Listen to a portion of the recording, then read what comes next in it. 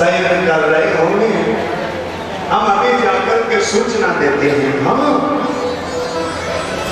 द्वारपाल जो था महाराज, द्वारपाल भगवान के पास में गए और भगवान के पास में जब द्वारपाल गया तो परमात्मा को प्रणाम करते हुए कहने लगा, महाराज यदि आपके विधान न हो तो एक समाचार लेकर के आया हूं महाराज, एक संदेश लेकर के आया हूं। क्या कि द्वार पर कोई ब्राह्मण आया है महाराज, नितांत गरीब ब्राह्मण है। हाँ, उसकी हालत क्या बताऊं? विशेष भगवान जगा बन गए, प्रभु जान को आई बसो के ग्राम, धोती पटी सिलटी दुपटी हर आयम पाना की नहीं शाम, द्वार गुरु निज गुर बने रयो चकिशो वसुधा विरामा, पूछत दीन दयाल कुधा बतावत आप नाम सदा। द्वारपाल कहने लगा, महाराज निहायत गरीब ब्राह्मण द्वार पर आया हुआ है महाराज, उसके पास में सिर ढकने को वस्त्र नहीं है, पैर में पहनने को चरण पादुका भी नहीं है महाराज, धोती इस जगह से फट रही है, टूटी सी छड़ी है, मुदरी सी रस्सी। हाँ महाराज याद आया आपको तो बचपन का मित्र बता रहा है और उसका नाम सुदामा है। जब भगवान द्वारकाधीश ने सुना कि सुदामा अरे तुम लेकर के क्यों नहीं आए, दौड़ करे भगवान, मुकुट कहाँ गिर गया, बाजू बंद कहाँ गिर गया, चरण पादुका कहाँ लग गई, उनको होश कहाँ नहीं मिला, दौड़ कर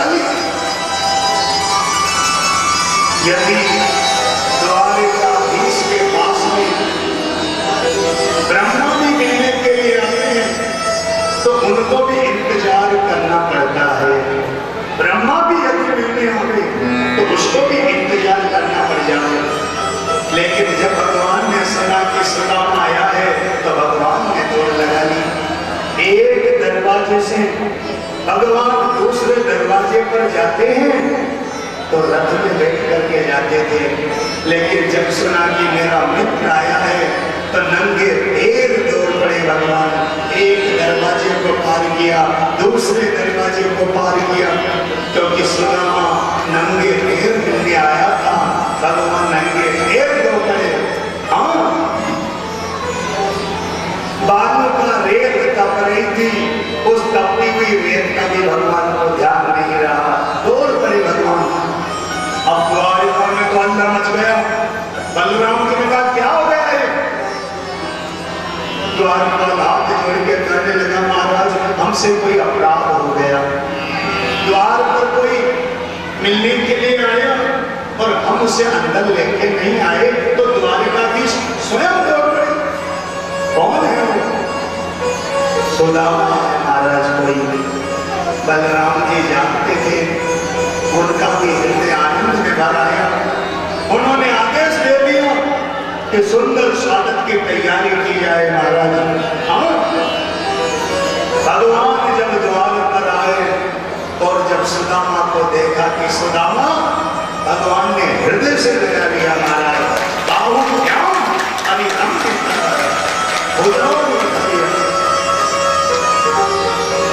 भगवान रोने लगे, मित्र इतने दिनों के बाद में याद आई। अब जब भगवान रोने लगे तो सुदामा की आंखों में आंसू आने लगे, लेकिन सुदामा ने सोचा कि यदि मैं रोने लग गया तो कहीं ये लोग ये नहीं समझ लेते कि कुछ मांगने के लिए आया होगा। तो जितने भी आंसू आए सुदामा भीतर ले गया महाराज। भगवान छोड़ना नहीं चाहते सुदामा को, लेकिन सुदामा ने सोचा कि दुबला पतला ब्राह्मण हूं, मेरी हड्डियां चुभ रही होगी द्वारिकाधीश को। और द्वारिकाधीश ने मन में सोचा मेरे आभूषण जो है ये चुभ रहे, इसलिए उन्होंने महाराज सुदामा को एक तरफ किया। परमात्मा भगवान सुदामा को लेकर के हमें और बड़ा सुंदर स्वागत महाराज सुदामा का। हाँ, सुदामा कहने लगे लाला, अरे भैया मैं तो यहीं पे चौको लगूंगा, मौत पर यहीं पे लगवा लूंगा मैं। सुदामा को जब लेकर के जाने लगे, सुदामा को तो बड़ी शर्म आवे। सुदामा मन में सोचता है, विचार करता है कि ये लोग मुझे देख करके क्या सोच रहे होंगे। सुदामा कहने लगे कि मित्र मुझे अब जाने की आज्ञा दो। हाँ, क्योंकि मित्र वही होता है जो अपने मित्र की प्रतिष्ठा में कभी नहीं आने देते। सुदामा ने जब कहा तो भगवान ने कहा कि इससे मेरी प्रतिष्ठा में कोई कमी नहीं आएगी। भगवान ने आदेश दिया, सुंदर रथ वहां पर आया, रथ में सुदामा को बैठाया और भगवान महलों में लेकर के आए। भगवान ने आदेश दे दिया, आज राजकाज कुछ नहीं देखा जाएगा। हाँ, आज मेरा मित्र आया है तो मित्र के आने की खुशी में आनंद का ठिकाना नहीं रहा महाराज। सुंदर सिंहासन पर सुदामा को बैठाने लगे तो सुदामा कहने लगे, अरे भैया, अरे या सिंहासन पे तू ही बैठ जा, यहाँ पे तो तुम ही चौके लगो। हाँ, मैं तो नीचे ही बैठ जाऊंगा, मैं तो खेत में ही बैठ जाऊं। अरे मुझे तो बड़ी शर्म आवे, लाला तू ही बैठ जा यहाँ पे। भगवान ने कहा नहीं नहीं महाराज आप बैठो। सिंहासन पर बैठाया, सोने की द्वारिका, सोने का सिंहासन हीरों से जड़ा हुआ। अब तो सुदामा को तो बड़ी शर्म आवे, भगवान द्वारिकाधीश खड़े। सुदामा कहने लगे, लाला तू भी यही बैठ जा। हाँ, और बगल में बोले नहीं महाराज, मैं तो आपके चरणों में बैठूंगा। द्वारिकाधीश चरणों में बैठ गए महाराज। भगवान की 16,108 पत्नियां सब खड़ी हैं, सभा में छुट्टी है आज, सब खड़े हुए हैं। मन में सोचते हैं, रुक्मणी जी पंखा लेकर के चल रही है, जो एक पट महिषी है महाराज, जो महारानी है वह चमट बुला रही है सुदामा जी को, और द्वारिकाधीश चरणों में बैठे हैं। सुखदेव जी कहते हैं, परीक्षित ये स्वागत है सुदामा के जीवन के त्याग का। ये किसी दरिद्र का स्वागत नहीं है, ये स्वागत है सुदामा के जीवन के त्याग का। रुक्मणी जी ने मन में विचार किया कि इमने नकृतम पुण्या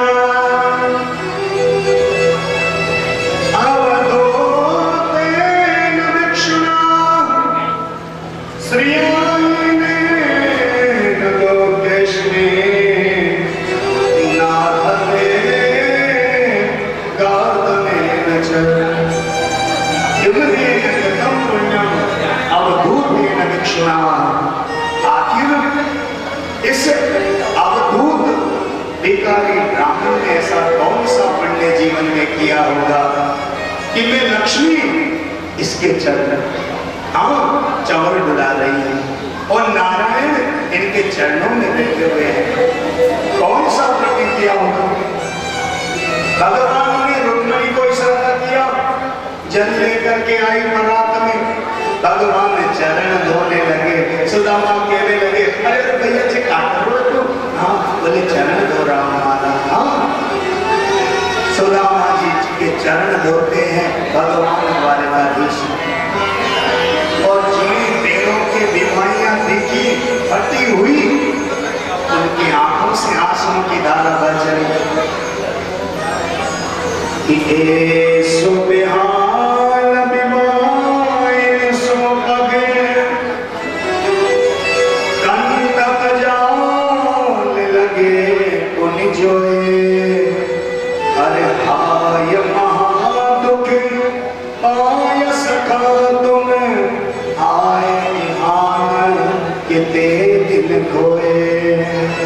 रोने लगे भगवान कि देखी सुदामा के दिन दशा ना करके करुणा में भी रोए।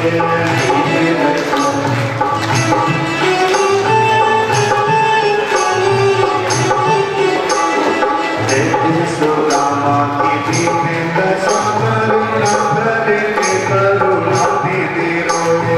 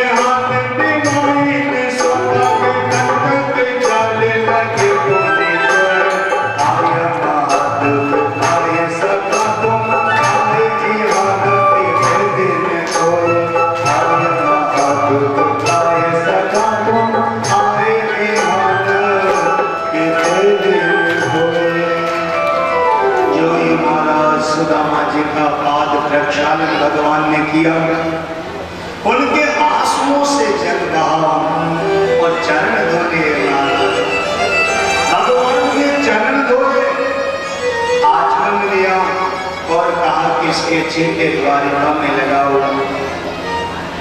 भगवान ने इशारा किया अपनी पत्नियों की ओर कि हमारे मित्र आए हैं, प्रणाम करो इनको।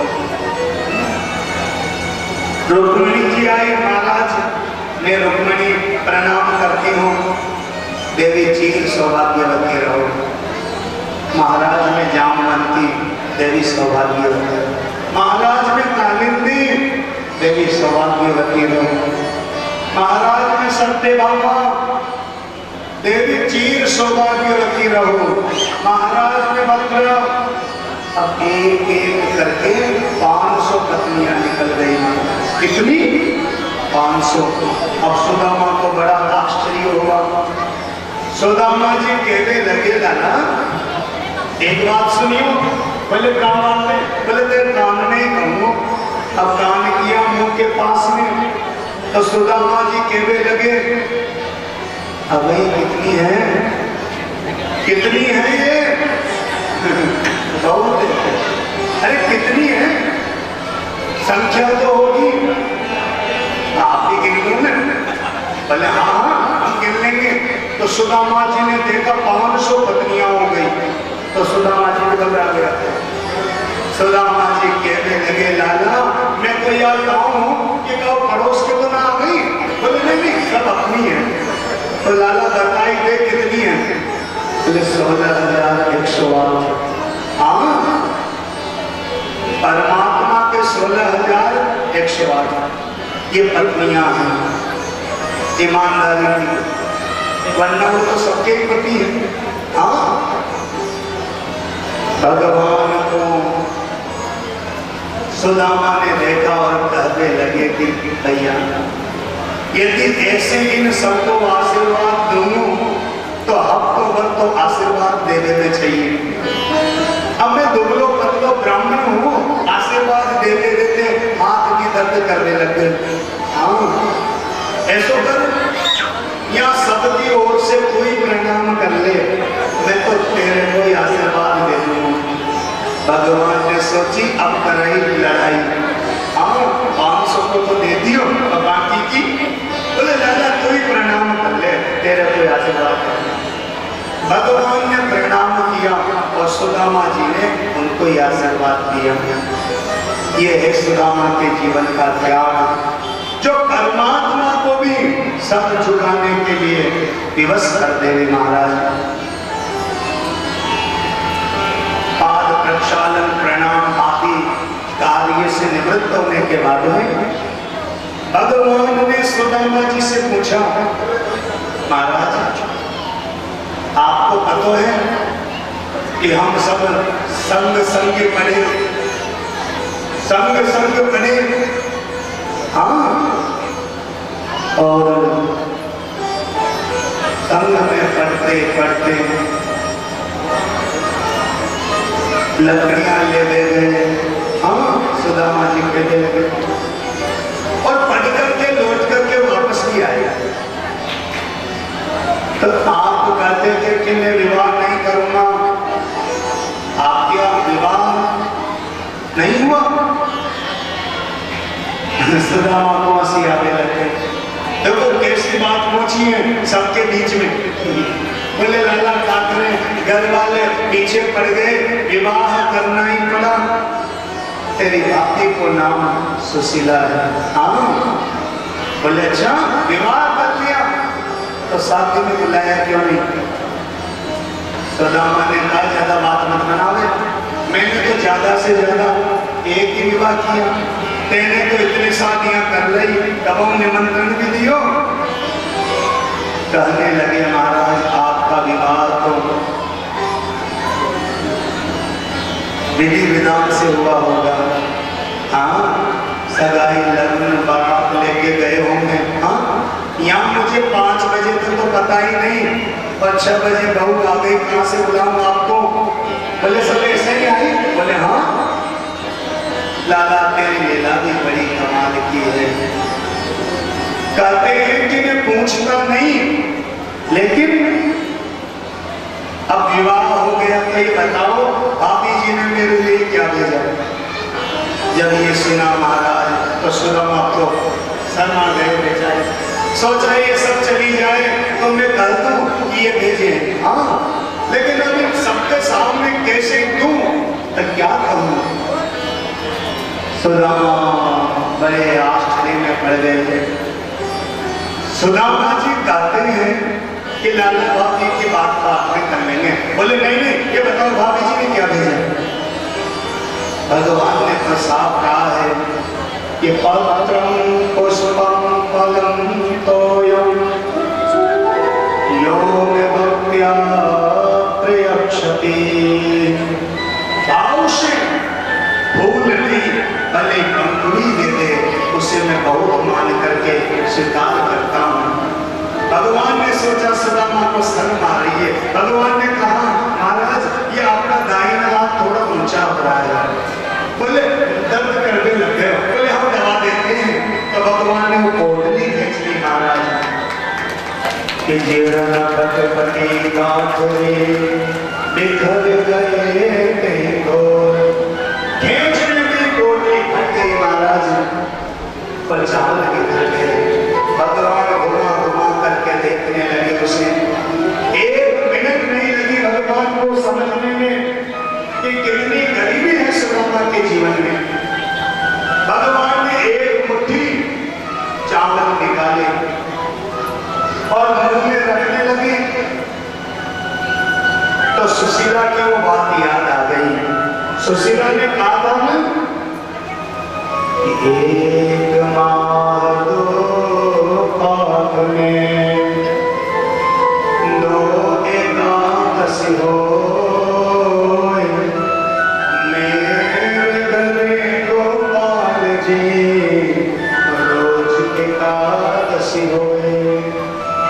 दुनिया के घरों में महीने में 2 दिन आती है एकादशी, मेरे घर में रोजाना ही है।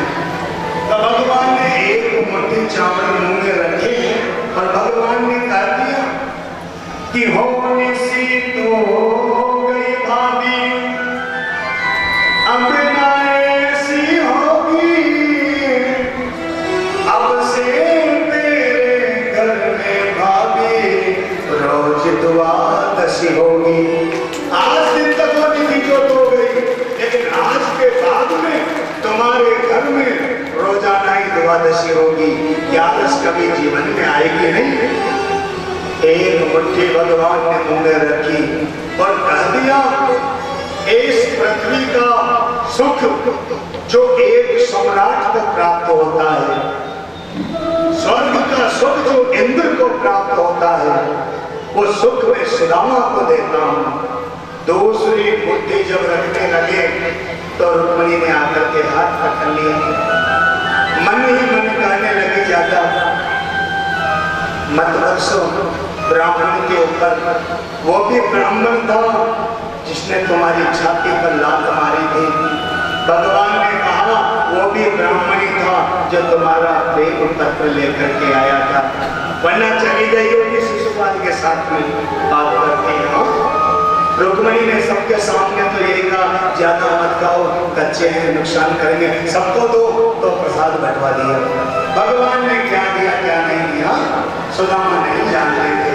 भगवान ने विश्वकर्मा के द्वारा सुंदर महलों से सुदामापुरी का निर्माण करवा दिया।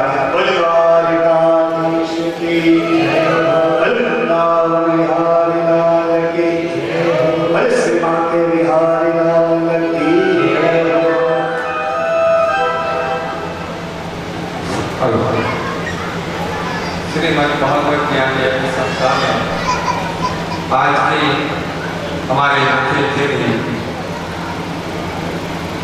जन के लाडले माननीय विधायक महोदय अशोक डोगरा, नगर परिषद बूंदी के सभापति श्रीमान महावीर जी मोदी, भारतीय जनता पार्टी के अध्यक्ष सुरेश जी अग्रवाल, श्रीमद् भागवत ज्ञान यज्ञ संस्था का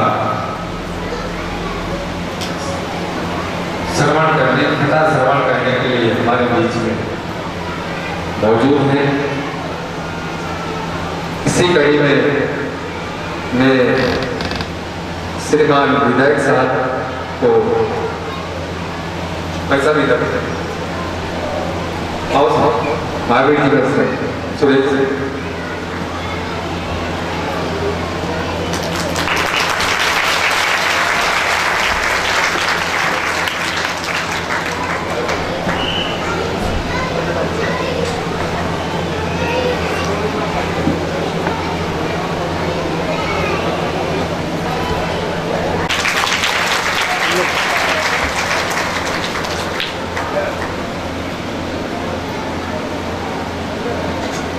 जून से आज 17 जून को इस कार्यक्रम का समापन होगा।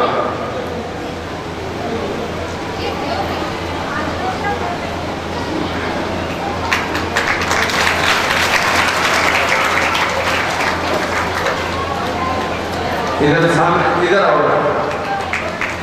इसी कड़ी में मैं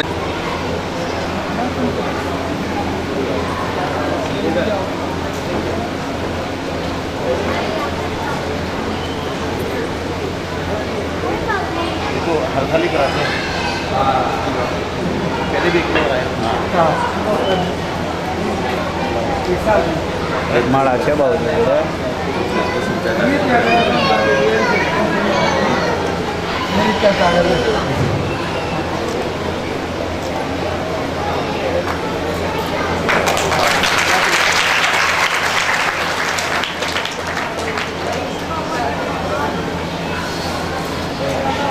ओम मंगलम भगवान विष्णु मंगलम गरुड़ध्वज मंगलम पुंडरीकाक्ष मंगलाय स्तनोहरि। ओम भद्रं गणेभिः शृणुयाम देवा भद्रं पश्येमाक्षभिर्यजत्राः स्थिरैरङ्गैः सृष्ट्वा ध्वंसस्तनो निर्विषेमहि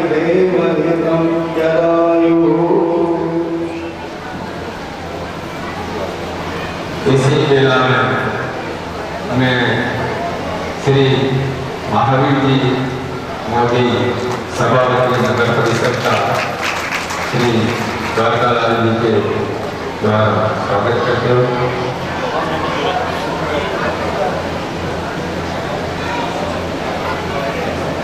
मैं श्रीमान राधेश्याम जी से निवेदन करता हूं कि हमारे शहर अध्यक्ष सुरेश जी अग्रवाल का माला पहना कर स्वागत करें।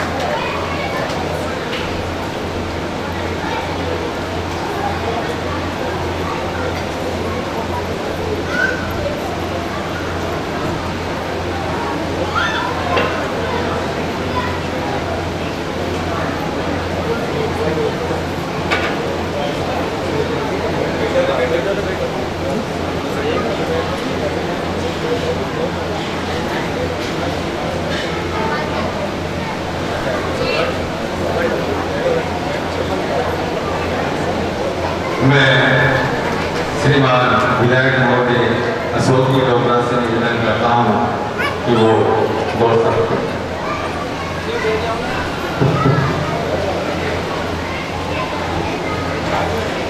श्री भागवत ज्ञान के अवसर पर उपस्थित नगर परिषद के सभापति श्री माधव जी मोदी, भारतीय जनता पार्टी के शहर अध्यक्ष श्री सुरेश जी, श्री कुमार साहब और इसके आयोजक श्री द्वारकालाल जी और टोंक जिले से ज्ञान का अवसर देने के लिए बुलाए हुए परम सम्मानी शास्त्री जी श्री हेमला जी, यहाँ पर उपस्थित धर्म प्रेमी भाइयों बहनों, भागवत का ज्ञान हम सबको मिले और अपन उस पर चले, क्योंकि आजकल क्या हो रहा है कि टीवी के इतने चैनल आते हैं, सिर्फ हमारी नई जनरेशन है, हमारे बच्चे हैं, ये भारतीय संस्कृति क्या है, अपना धर्म क्या है, उसको भूलते जा रहे हैं। ऐसे कार्यक्रम यदि होते हैं तो इससे हमारी युवा पीढ़ी, हमारी नई जनरेशन, उसको ये पता लगता है कि माँ बाप की इज्जत कैसे करनी चाहिए, हमारे संस्कार कैसे होने चाहिए। ऐसे कार्यक्रम बहुत आवश्यक है। मैं ज़्यादा नहीं बोलूँगा क्योंकि आप जो शास्त्री जी को सुनने आए हैं, मैं तो मुझे भी इस मौके पर बुलाया, मैं त्रिलोक जी का और उनका द्वारकालाल जी का बहुत बहुत आभार व्यक्त करता हूँ कि मैंने भी यहाँ करके ज्ञान की गंगा में मैंने भी डुबकी लगाई, महाराज जी को, शास्त्री जी को सुनने का अच्छा आनंद आया। बहुत बहुत धन्यवाद।